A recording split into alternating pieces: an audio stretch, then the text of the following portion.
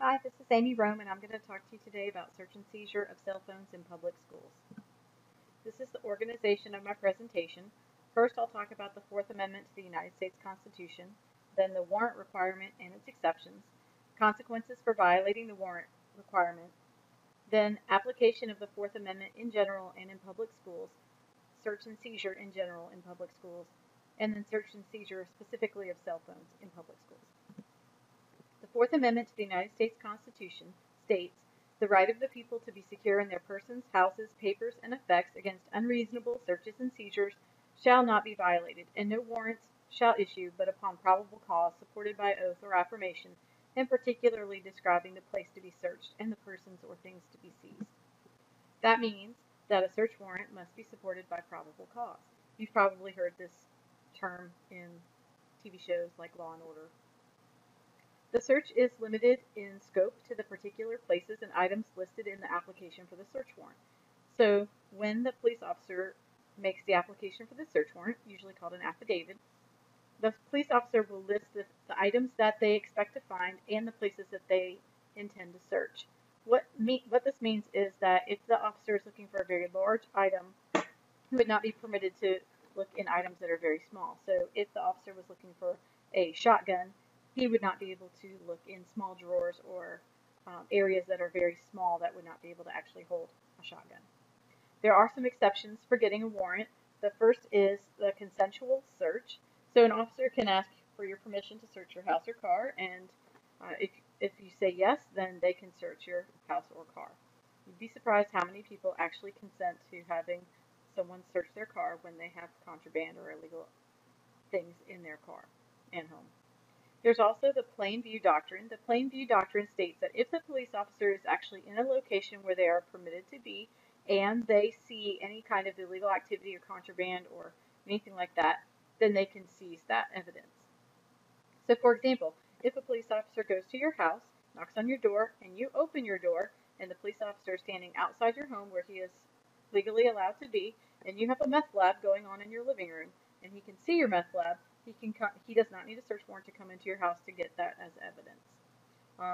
Also, if you were driving your car, you've not even been pulled over, but if you have things in your car and a police officer can see it, even without pulling you over, just driving next to you, then whatever he can see, there's no requirement to have a warrant to get that as evidence.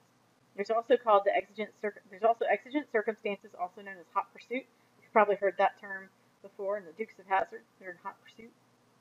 This means that if a police officer sees someone with something illegal, let's say they're out on the street and they have drugs, and then the police officer sees them and the person starts running, the police officer is allowed to follow the person wherever they go. Sometimes these people don't make very wise decisions. Let's say that the person runs and goes to his friend's garage, and in the garage, um, the the person is involved in stripping down stolen cars for parts, and the police officer runs through there to capture the guy he's chasing. Not only will the police officer be able to get whatever he is from following the first guy, he can also use the evidence that he saw in the garage, even though the two crimes are not even related. And then let's say that the guy he's following runs to his friend's apartment who is running an illegal prostitution ring out of his apartment. Again, the police officer can follow this guy wherever he runs in hot pursuit, and then whatever he sees along the way, he can use that as evidence. He does not need a search warrant for that. And the guy's friends probably would not like him very much after that. We also have search incident to a lawful arrest. That still does require probable cause and automobile searches. The police cannot just randomly search your automobile unless you give consent. But if they have probable cause to think that you have anything illegal, then they can search. And they would typically check what's called your wingspan, where you can legitimately reach, like usually your glove box, under the seat, under like the console area, things like that. The search incident to lawful arrest is a pat down. They can do a pat down to make sure you don't have weapons and things like that. And they don't need a search warrant to do that. What are the consequences for not getting a search warrant when one is required? First, we have the exclusionary rule. The evidence obtained during the illegal search is suppressed in criminal trials. That means that it cannot be brought in front of the judge or the jury.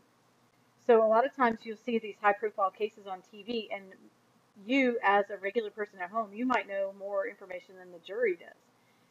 The jurors are only allowed to see what can legitimately come in front of them.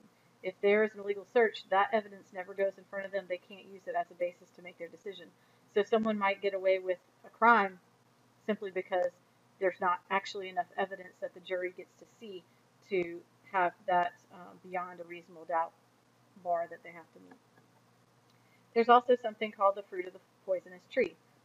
This means that evidence subsequently discovered as a result of an illegal search is also suppressed. For example, the police illegally search a person's house.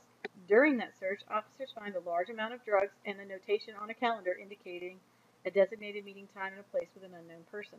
The police go to the meeting spot at the specified time and witness a drug deal. The drugs found in the house and any evidence obtained from the officer's presence at the meeting spot will be suppressed in a criminal trial. The drugs found at the house would be suppressed because it was an illegal search. Anything the officers got from going to that meeting spot, that would be suppressed as well because they never should have been in the house in the first place. And if they'd never been in the house, they never would have seen the calendar, they never would have known about the meeting, and they never would have been there. It's kind of like a domino effect. When does the Fourth Amendment apply to a situation?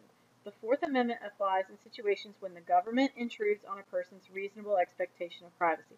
This is the government we're talking about, not your crazy neighbor. So the courts use a two-part test from a 1967 Supreme Court case called Katz versus the United States. This is what they use to determine when a person has a reasonable expectation of privacy. The person has an actual belief that he had an expectation of privacy in the area that was searched or the property that was seized. Of course, they always argue that they really did truly believe that they had an expectation of privacy. But the other part is the important part. Society would view the person's belief as reasonable. So society in general would say, yes, you're right. Every person should expect to have privacy in this particular area. Here's an example. Do you have a reasonable expectation of privacy in your trash? So you take your trash, you wheel it out to the curb, you leave it there for the police officer, or for the garbage collectors. Do you expect that no one's going to go through your trash? Do you expect that that trash is still yours? Some states say that you have relinquished your rights to your trash because it is garbage and you've left it out on the street. Some states say that that's still your property and it's still yours. So if you leave your evidence of your meth lab in your garbage can, in some states, the police can look at that and say, oh, now I can get a search warrant for your house. Some states you can't. Are students protected by the Fourth Amendment while on school grounds? Yes, but the reasonableness standard is relaxed in the school setting. In New Jersey versus TLO, it's a 1985 Supreme Court case. TLO are the initials of the student, and they're underage, so they don't give their full name. School officials are representatives of the state, not just surrogates for parents. Searches and seizures must be responsible depending on the circumstances. School officials must balance the privacy interests of students with the need of teachers and administrators to maintain order. So this is what the Supreme Court said. So they basically get what's going on in a school. The teachers and administrators have to maintain order, they have to have discipline, and they have to be able to keep all the students safe, even if that means the privacy interests of one student are diminished in order to protect the larger population of students. The courts use a different two-part test to determine reasonableness in schools.